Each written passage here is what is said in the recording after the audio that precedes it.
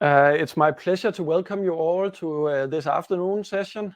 My name is Steffen Kølbek, and I'm Global Head of IT at the DRC.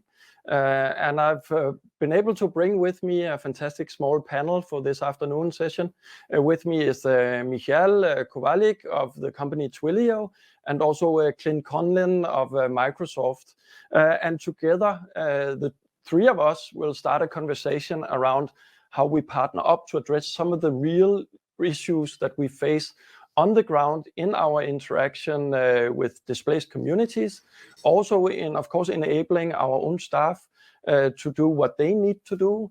And luckily also Anne is with us, Anne Kimotho, who is my dear colleague, head of IT for our East African and Great Lakes region, and been with us at the DRC for many years.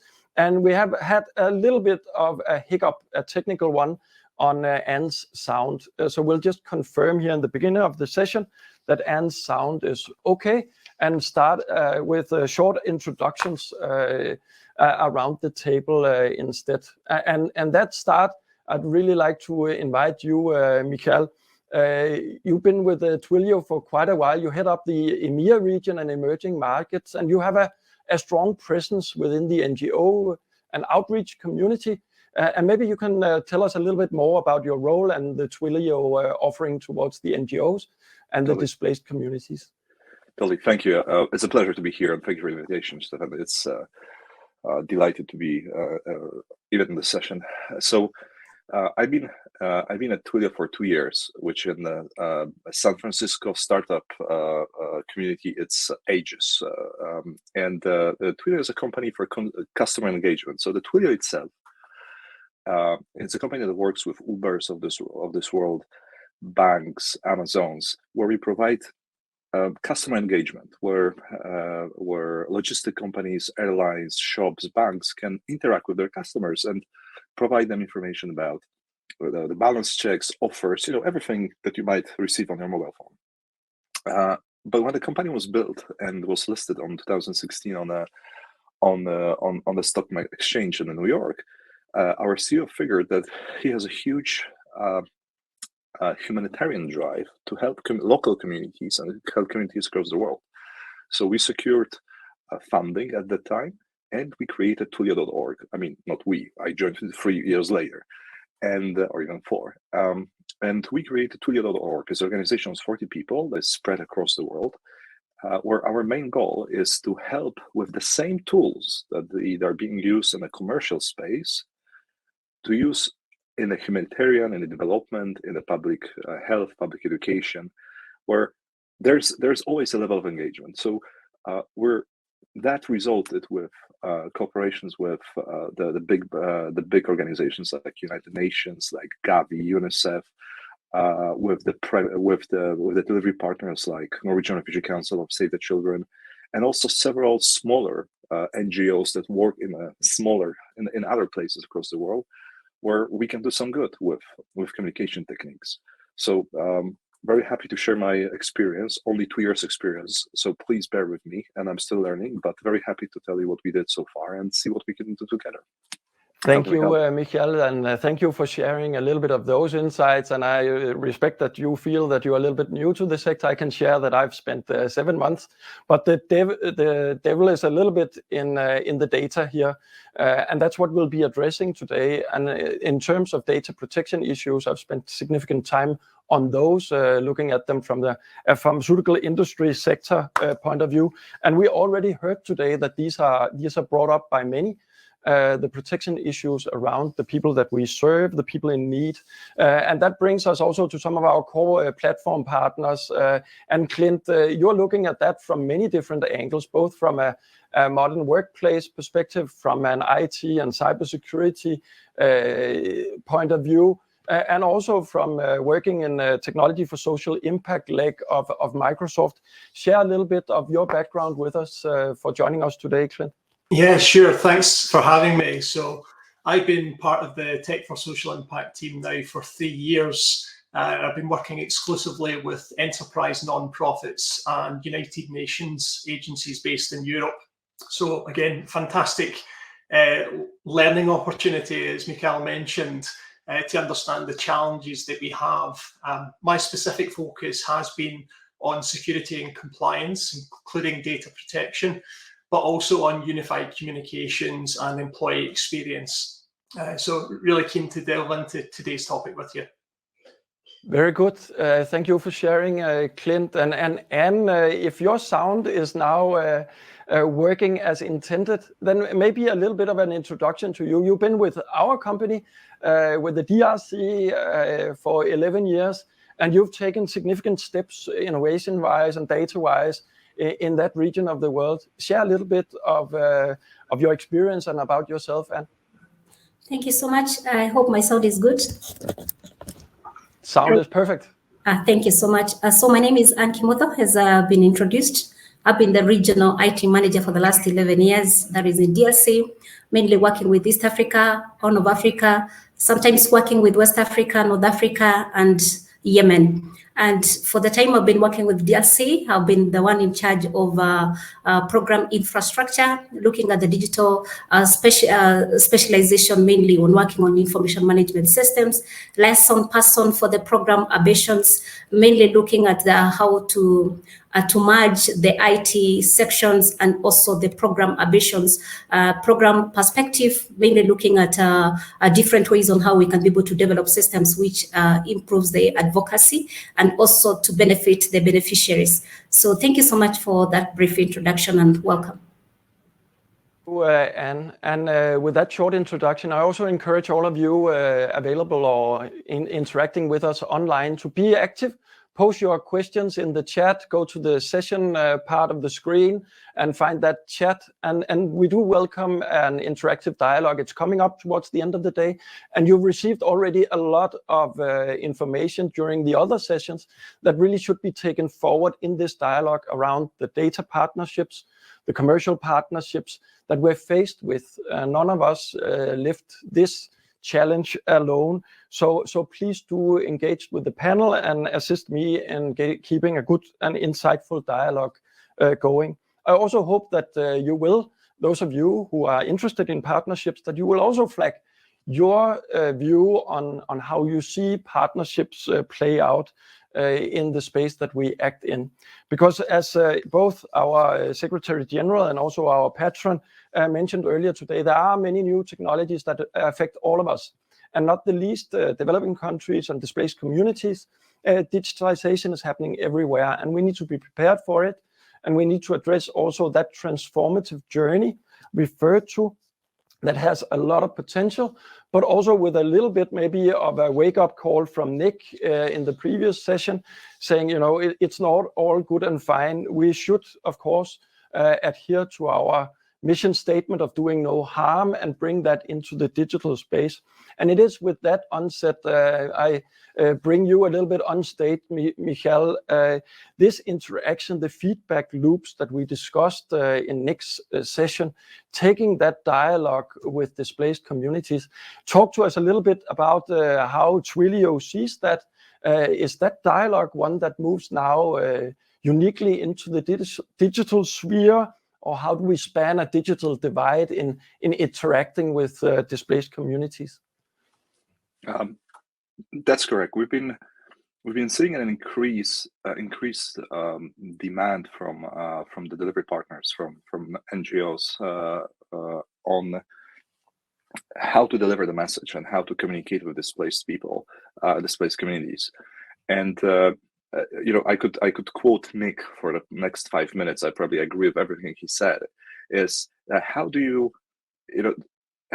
figure out how you talk to people who don't have SIM cards, they don't have phones, or don't have electricity, they're illiterate, or they don't necessarily trust what is being recorded in their phone.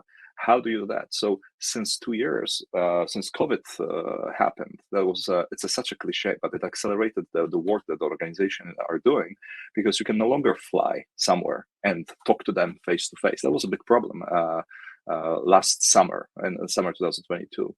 So we were working mainly with Norwegian Refugee Council at the time and figuring out how can we in their operations, where can we apply technology that will allow them to keep the conversation going? it wasn't necessarily all the time to everyone. It wasn't live at that time, but we're trying to figure out what are the different ways, what are the different techniques to get that communication going. How does COVID impacted your life? How are you? What's the feedback mechanism there? What's the monitoring mechanism there? So it was a lot of work to turn the physical presence into digital presence. So a lot of projects since March 2022, totally. Interesting perspectives there, specifically around the COVID and how that impacts the community, and of course exacerbates the need for us to communicate across new platforms, non-physical ones. And maybe you touch also upon a little bit the literacy question there, who's capable and who's not capable. And that could be a good carryover for you. And you engage both with colleagues working in the most remote areas and also with people in need in these remote areas.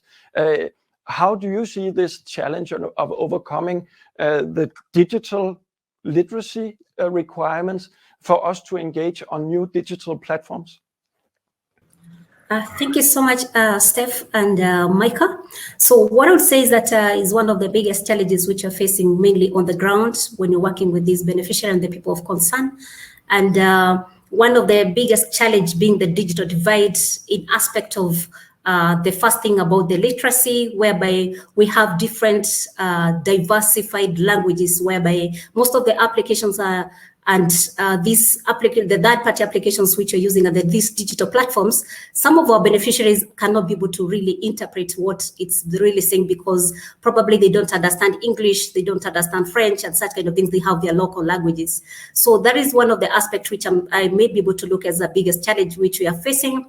The second one being that as much as they have these digital platforms and the devices which they're using for the connectivity and for them being accessible, mainly for the financial inclusions and such kind of things, these people, you find that there are some places whereby there are some gender-based kind of a culture whereby women are not allowed to have the phones and such kind of things. So it leaves them also being challenged into one place in another. The other aspect which I would look on the same aspect, Steph, is that when you look at the digital literacy, for sure, when you talk about it, it's not necessarily just for beneficiaries, but even also for people who are supporting. Just as it has been mentioned within the course of the day, you find that digital literacy, it's an aspect which is supposed to be done to everyone, whereby you're supposed to listen mainly for the beneficiaries. Let's listen to the community. What is their needs? Are we able to customize and be able to contextualize the systems which you're using so that they can fit the need of the beneficiaries and not to fit our needs of what we want based on the donor compliance and based on what the organization wants. So those are the few aspects of the biggest challenges which I can see on the ground. Thank you. No, I think that was a fantastic observation, well in line with Nick's reasoning, right? That these tools and systems that we put in place, we need to always have a focus on who is it that we intend to serve with tools, mechanisms, with exchange of data. And on that data part, Clint, you sit right in the middle. You have a very strong presence with technology for social impact out of Microsoft. Give us a little bit of view on how Microsoft, the philanthropy leg, the technology for social impact, how do you see yourself supporting the sector and supporting people in increasing, we hear it, democratization of technology. We hear also in protection of vulnerable communities. So maybe you can share a little bit of background on how you see it, Clint. Sure. There's certainly a number of initiatives that have been ongoing for quite some time with Microsoft, especially as it relates to the likes of the digital divide. From our perspective, focusing on those least developed countries who are, certainly worse impacted further still due to COVID-19 is something that we are very much aware of. And as you mentioned at the start, this is really about partnerships on addressing these challenges because Microsoft, despite being a technology giant, can't solve all of these problems. And we really need to make sure that we're investing in partnerships that will drive the most impact. So whether that's local government, whether it's non-profits, or indeed United Nations agencies, from my own perspective, and again, speaking to people at Microsoft on these topics recently, it's that focus on building, a program of capabilities for digital development, because we are aware of the challenges with connectivity on its own, and without connectivity, it makes it very difficult to get involved in things like digital literacy and skills. And we do have initiatives that align with some of these challenges. So again, had to brush up this morning because some of these I'm not very close to, but in terms of connectivity, since 2017, we've had an initiative around bringing in broadband connectivity to rural communities, and that's even in the Western world. So I think the United States has something like 20 million people who don't currently have broadband connectivity. But this initiative has been underway for a number of years, and the goal is to bring that to 40 million people worldwide. And we have certain initiatives still underway across the US, Africa, Asia, and a few in Europe as well. So real challenge, and it's for us really to invest in backing non-profits with technology grants, discounted software, and indeed expertise to make sure that you guys can help achieve some of those challenges and overcome them. I think it's an interesting opening to many of the barriers that we face in the digital divide, and you speak a little bit to just the sheer notion of literacy and digital literacy in general, also the gender-based differences that might come from a social structure in place in respective countries. And Michal, that's maybe a segue to discuss more with you around overcoming those communication barriers, because as I understand it, technology and AI and some of those robots that we can put in place, they might actually help us overcome some of the literacy barriers. Is that something a company like yours is looking into? Yeah, it's certainly, without getting too deep on specific technologies, within Azure, we have capabilities where we can enable auto translation to, I believe it's over a dozen languages at this point. And certainly some of our global nonprofits have been utilizing this for even their own websites to make it really easy for people who, as you mentioned, don't speak English or French, or maybe one of the key 6 languages of the United Nations. And it needs to, continue to improve to allow people to access these data so they can understand and learn and go from there. And that brings me forward to you, Michal, and Twilio also. We hear a little bit of a challenge from Nick on IT ticketing systems being used to reiterate the key messages and follow up, etc. But IT ticketing systems, or the inspiration from that dialogue, calling up a help desk, getting robotic assistance, is that something we see play a role now already, or is it something that we expect in the future as a communication platform towards people in need? Oh yeah. Before we use any robots, I usually think that we should use people here and there, so the human connection is still preserved. And connectivity is not only a data play. Having a broadband in the middle of Somalia, it's a hard thing to get. But what you can start using, you can figure out, how are we going to connect to the local communities using a mobile phone where you don't need any data? Forget about the data. We did a project. I'll give you 2 projects which I cannot talk in details about, but we're asked by one of the UN organizations, how can you help us to monitor something in Ethiopia, where in the south of Ethiopia there's no technology accessible whatsoever. So what could you do? So what we did, we built this type of automatic-ish voice calls going to people and asking them, have you eaten today? And what did you eat? Has your family eaten? And that information gathered in Amharic, then translated quickly into the database, was able to fulfill the need of a monitoring. There was, the technology, if you think about it, you could have done it in 60s, but because it was a little automated, the organization was able to get information they needed on a live basis. So that's probably one. And so that's very basic what we could do. But now talking about the ticketing systems, about it's in the current days of the software development and almost no code development, and organizations that write the code for non-for-profits, combining connectivity, but not only computer broadband connectivity, but connecting text messaging or USSD or voice calls to the contact center, which is automated, and then building a ticketing system so you know that there are people waiting to be helped. As an example, we're together with UNHCR and NRC. We have a contact center in Libya, where all of that stuff is automated. Although that front end for people who need that, it's still in Arabic. So there's this very local way of connecting, of using the basic technologies to provide some good. Yeah, it has no robots whatsoever. It's that simple, and I think that the simplicity makes it really, really cool and easy to deploy as well. I think there's some interesting aspects of using technology to overcome digital barriers. Of course, that brings us to the idea of interacting in a visual space, that we can actually deploy more insights to exercise human rights, rights bearers in our displaced communities using digital platforms. And I know you shared a little bit of a view to that, because literacy, of course, is the first step to digital literacy. Do you see us move in a way where we engage, liaise with communities on digital platforms, even for those who might even struggle with English or other language or literacy barriers? Thank you so much.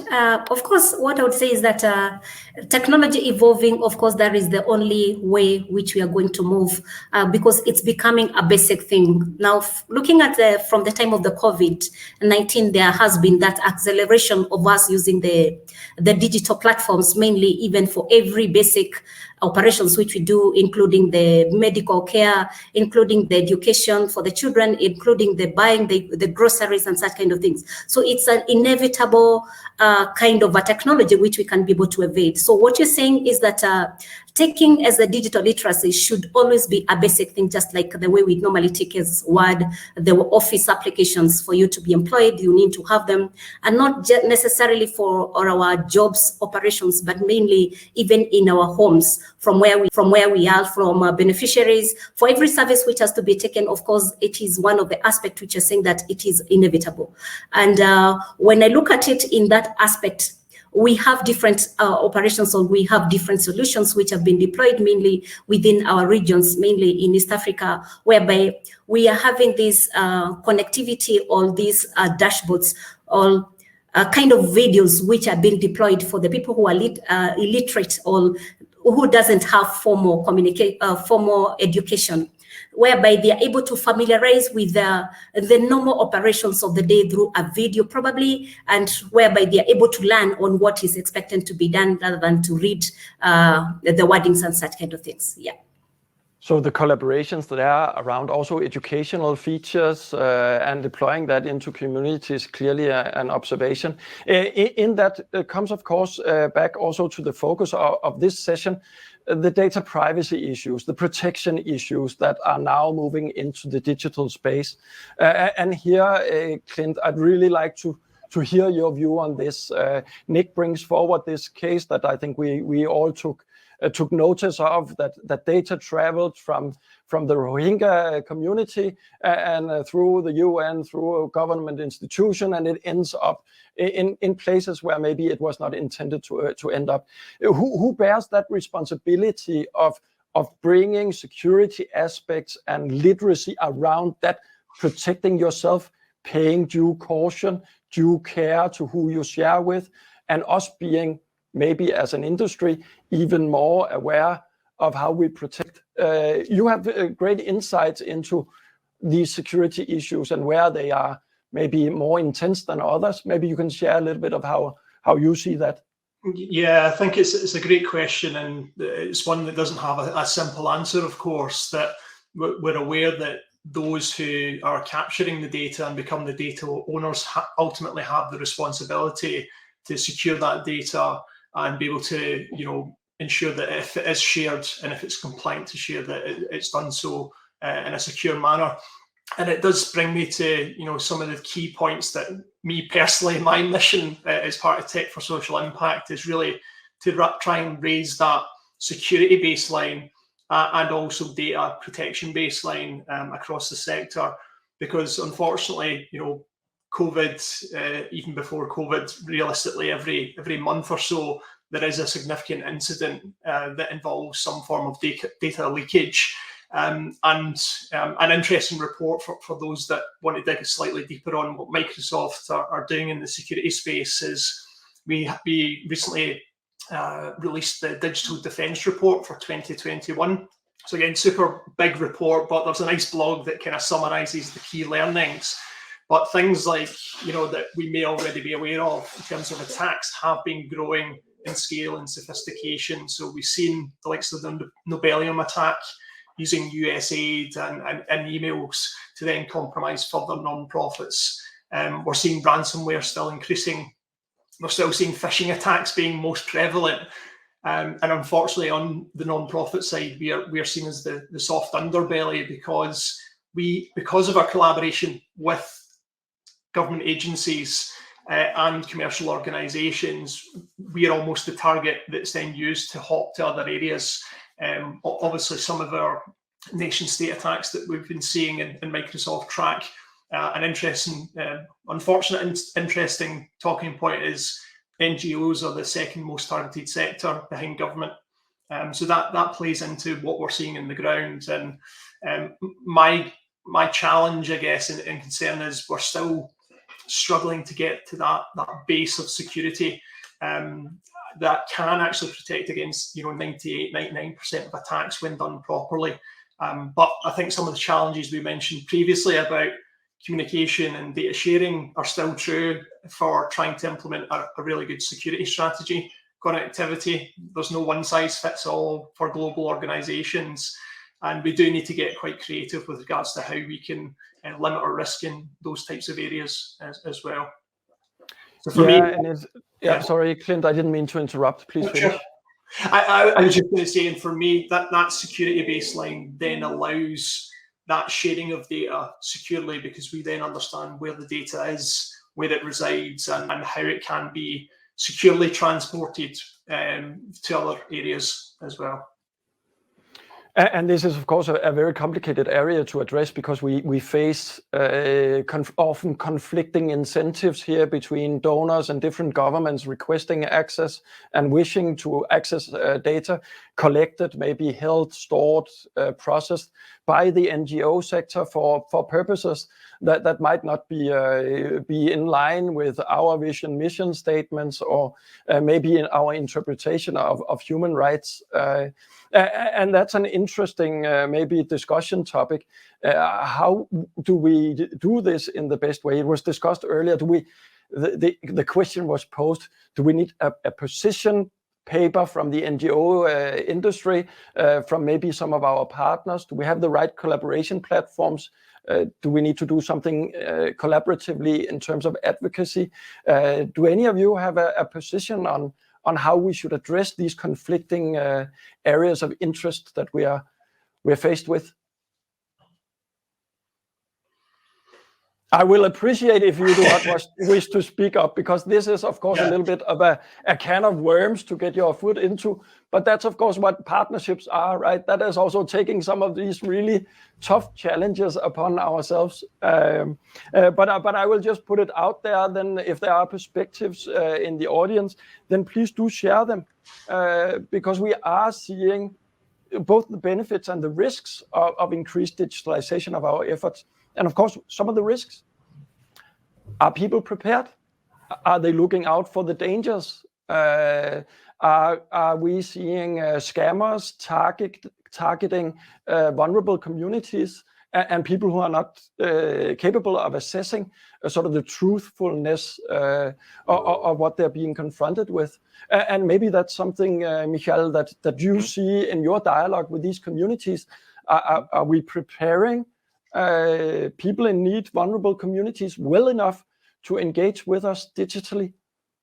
Well, when we build the project flows and how the communication could work between the organization and the local communities, we always figure out how to minimize the information that actually is flowing back and forth.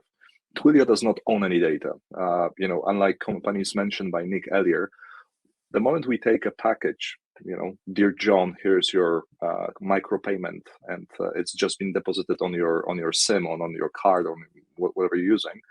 The moment we send it to John, we forget about it. We don't store data. Yeah, and when we write those communication flows, we write them, or design, not write. We design them in a way that it's a minimal data. There's a minimum potential of a data leak or a data hack. However, it's just that Twilio is at the last mile of a communication. Whenever you have a database and you have several systems like Microsoft 365 or Salesforces of this world, Black Bolt, so all others, that needs to be like an overarching team or group in that NGO that figures out how are we going to secure the data, how are we going to make sure that it doesn't leak.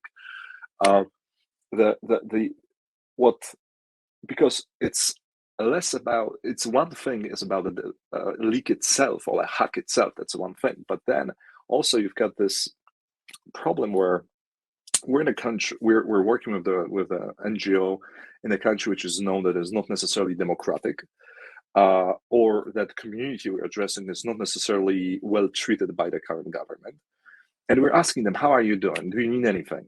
And 95%, if you ask wrong questions, if you use the wrong communication channel, 95% of them will tell everything's great, everything's fantastic, I'm good, don't worry about me, because they think that this has something to do with the government, and the last thing they want to have is the government having a trace that something's going wrong. I'm Polish. I lived under occupation of our eastern neighbor, and I would never ever said back in the days that something's wrong happening to me. So having this mindset and this mission of securing the data for A, compliance, and B, people being comfortable with you, I think that's super, super important. And there's a need for it. And that's probably as precise recommendation I can make. There is definitely a need for it. And I think with that statement, you also put some responsibility, right, on us when we start opening digital communication channels. Then, of course, we need to be aware that our protection obligation, our obligation to do no harm, that does extend into the digital space. It rests on not only GDPR, but also long-standing protection information management practices in our industry, and making sure that they are adhered to at all levels, because it is a true physical protection issue that is moving into the digital space. And I don't know if you have something to contribute on that end. You, of course, are confronted with managing this sensitive personal data, putting in many different systems, some of them hosted, owned, protected by ourselves, others by various donors, some also by industry peers that we collaborate with. So it's a true challenge to follow that data everywhere and protect it, right? Just to give just an addition with what Michal has said, is very true that we need to take a proactive way on how we can be able to collaborate with the government, with the tech companies, that is our partners, and donors, mainly to see on where we have the consensus, because each and every sector, of course, they contribute towards the data protection. Because when you look at the government, of course, they have their specific country legal laws which they have to be followed.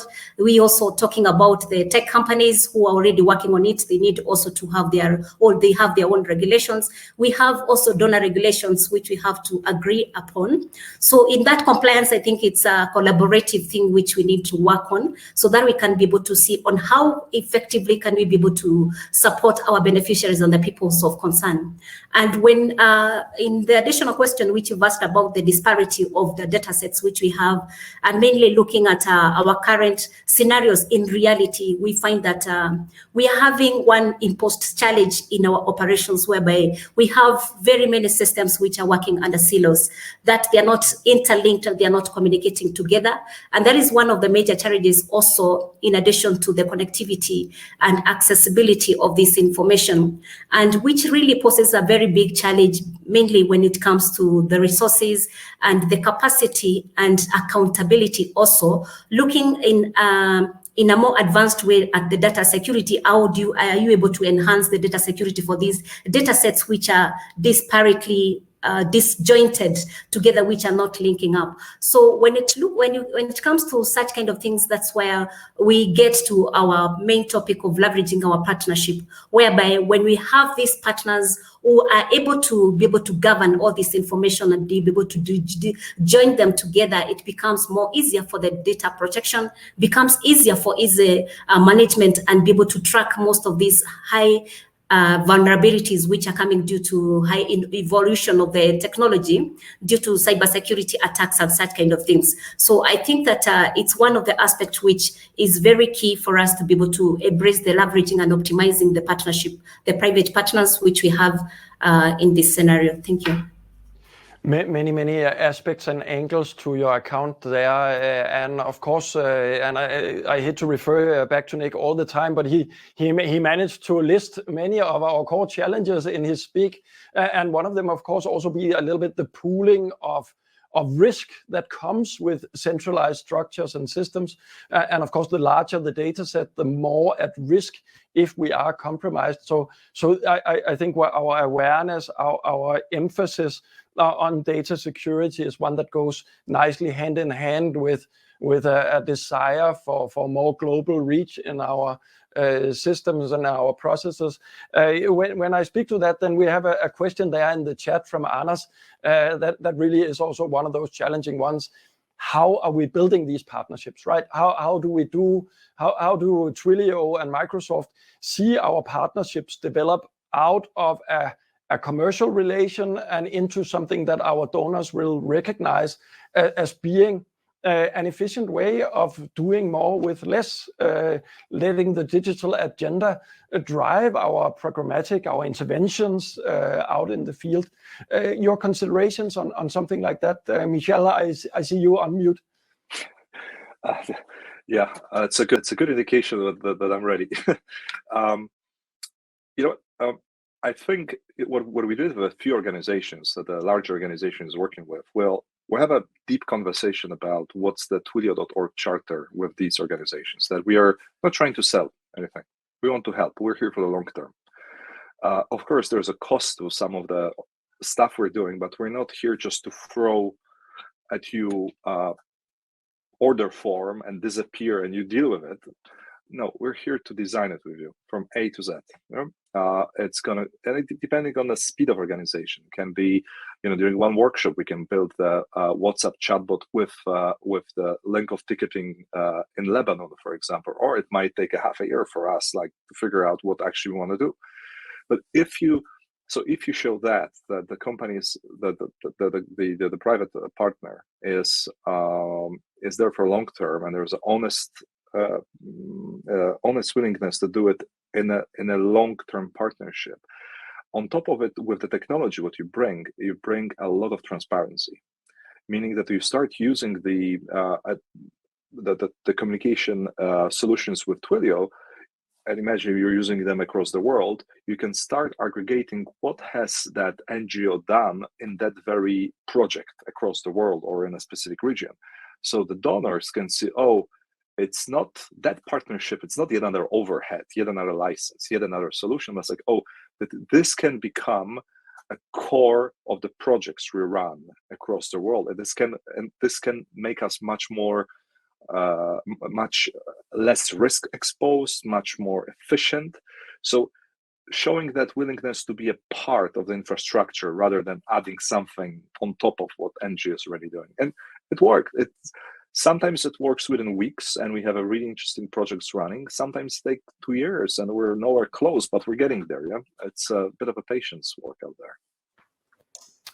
Any contribution from you there, Clint? Yeah, and certainly there's almost layers to this that I think ultimately everyone would agree. Ideally, we would like to have all of our data centralized, secure, protected, and the security then following that. But there is, technologies available today that can help secure the data where it lies today and help to aggregate that data and visualize the impact the different mission areas are having using some of the tools that we have today. At Microsoft, we recently, announced the Microsoft Cloud for non-profit. The core 4 pillars, if you like, is really about knowing our donors, supporters, and participants, so that you can then drive and deliver effective programming, accelerate mission outcomes, and where I sit is secure donor and participant data. So something I'm really excited about to share. So any non-profits that haven't heard this, as part of that offer, we have announced the security program for non-profits, where we will look to provide free security assessments so that you can understand the risk that you have today. We will be sharing additional technical learning capabilities for IT pros and for beneficiaries and users. And probably the highlight for me personally is that we are now eligible for something called the Account Guard for Nonprofits. This was initially built to help protect governments from nation-state attacks, but because of the data that we've seen from last year with NGOs becoming highly targeted, we can now actually start to share some of those insights directly with affected nonprofits, recommend security best practices, recommend remediation, and again, further educate the teams there. So definitely check out the security program for nonprofits. Just to kind of finish off the rest of that thought, around that centralization of data and then, providing the architecture, we obviously rely as Microsoft heavily on our partners in a technical capacity. So, a good example maybe being the World Health Data Hub that was announced by the World Health Organization in partnership with Microsoft and Avanade. So we rely on these partners to understand where your data resides today, how we can start to get the insights before then starting to centralize data for further enhancements as well.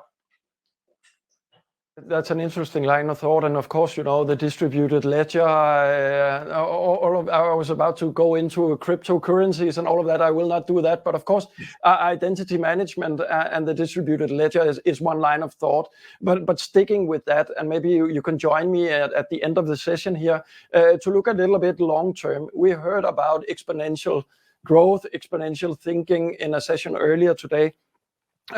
If we look at the digitalization in communities, also in developing countries and in areas affected by conflict and vulnerabilities, if you project that, are we seeing our sector having a sort of a digital protection arm for the digitally displaced within the next decade, or do we look beyond? Do we have a role to play? Is it your role as the IT industry? Or is it still the NGO sector that has a role to play in digital protection? Any point of view there? Could also come from you, and you already see digitally savvy individuals. We were presented actually also with John making a business, an impact for himself out of the Kakuma and Kølbek communities in the northern part of India earlier. Are we protecting the digitally displaced within the next decade? Thank you so much, Steph. And what I would say is that for sure I can see that exponential and that potential, of course, of the digital operations and digital protection ethically, and also looking at the way of operations towards our data set as we're working. Because when you look into different camps which we are having, or the beneficiaries whom we are supporting, at the moment it has been taken as an initiative for the organization, as a strategy for us to be able to impact the digital literacy and ensure that this aspect has reached out to the beneficiaries, the communities, and also to the rest of the staff. So it is one of the aspects which I'm seeing that in the next maybe 2 to 3, maybe let's say 5 years, everyone will be fully digitalized, and the data protection, because it goes hand in hand on the governance, whereby this is a time we are talking about the accountability, whereby where we have the data owners and the type of data which is being stored, the data controllers, the data processors, they are being trained. We are emphasizing and increasing the budget for the resources, the personnel whom we have, the people who are skilled, who have the capacity to be able to enhance and be able to check on this information. So that is one of the aspects which I'm seeing within the region, operationalize within the region, that we're going to achieve that digital literacy and that exponential growth on the data protection, at the same time on the infrastructure, looking at how we can be able to bridge the gap on the digital divide. Yeah. Excellent. Thank you very much. And a comment from your end, Michal? In 2022, we'll deploy our engineers to build some degree of learning courses, education to organizations on how to use the data, how to use communications, how to basically use the digital to fulfill your missions. And the data security comes naturally into it. Currently where the sector is probably a few years behind of where the banking or the logistics companies are. And these companies have chief security officers. They do use the best techniques that there are there on the marketplace to secure their data. So I think it's a natural and unavoidable direction where either separate NGOs or there will be like a bigger commission, bigger body overlooking it. But it's going to come, because what we're seeing, speaking about exponential, the usage of the data and non-for-profit and the usage of communications, it's growing, and it's not growing linearly whatsoever. So definitely it's coming, the security part, the CSIO for non-for-profits. Yeah. Thank you very much, Michal. We're coming up towards the end of the session. We will have to leave the studio here a couple of minutes before the end of the session to prepare for the next session taking place here in this physical studio. So there is actually a physical dependency even on us in this channel. So if there is any closing questions from those of you attending online, please post them. And carrying on maybe a little bit reflection on your statements here, Michal, it does signal that there's a need for increased or at least continued close collaboration industry towards the sector, and maybe more emphasis on some of those collaborative structures also between the iNGOs. We have NetHope that I assume many will already know as a collaboration forum where many iNGOs present their needs for increased connectivity and digitalization of services. And that's probably a trend that we will not be able to ignore for the future. And with that consideration around partnerships, that's of course also inviting all of you online that these collaborations, they need to happen. And the DRC specifically is extremely open to those partnerships, collaborations. We feel that there is a layer of technology which is not a space for competition, but one that we could very easily benefit from each other's experiences and leverage those in improved programmatic intervention wherever we are in the world. And with you, Clint, I don't know how you see that. You also keenly unmuted on maybe the NetHope discussion. How do you see the collaborations perspective there? Yeah, certainly. I've been a partner at NetHope for quite some time, and I found myself watching a few of the sessions yesterday just to brush up on the latest there. And certainly, again, partnership being so key to us getting, the appropriate, impact, because partners, NGOs are best placed to do this. Some of the tech skillings initiatives that we're driving via and in partnership with NetHope technical literacy programs. We also have some community training platforms from Microsoft, so you can build your own training hubs. I'm really excited to see the future development of the training and skilling aspects that we bring as a partnership in the future. Yeah, and you see the question maybe also there in the chat coming up here towards the end of the session. Do we do this iNGO by iNGO, or do we need maybe even stronger focus on an organization that cuts across all of our needs and maybe looks also, of course, and now I can't help look at you, Anne, but we know that in our field operations, of course, we never do it alone. We are actually working in partnerships with others, and we have services towards people in need that need to interact. We need to hand over cases between us to really, if we want to focus on the individual, the human that we help with the services. Should we do something more? Is it even a structure there in between the iNGOs and the IT sector that is needed? It will be your final comment. So, Michal? I think there is. I'll give you an example. We did something. We did a project with the Save the Children, and when we were just getting there to start it, two other major non-for-profits said, "Actually, we want to have the same thing. It's in-country service. It's similar target group. Why to confuse them about the different contact center, different support system where we can have a one number?" And the people who are calling that number don't even know who they're talking to. It doesn't matter if it's this organization, they're getting helped. So my observation for the past 2 years, having a strong driver of the digital technology change in the organization, it's one key thing, and it's almost one-to-one. If there's no one, it doesn't move. If there's one strong person, it moves very fast. And the second is collaboration. Okay, Norwegian Refugee Council, are you doing something with Red Cross? Let's think about it. We have a similar beneficiary. So I think it's both. Fantastic. That will be the last comment from the panel. So thank you, Colin. Thank you, Michal. And a special thanks to you also, Anne, for sharing your views and experiences from our field operations in East Africa, Great Lakes region. With that said, I think we end with a focus on those in need and the services that we together in the iNGO sector provide to them, and the strong wish and desire for collaborating for the digital future. Thanks for joining this session, and please do rejoin in 3 minutes from now when the next session kicks off from the studio here. So thank you.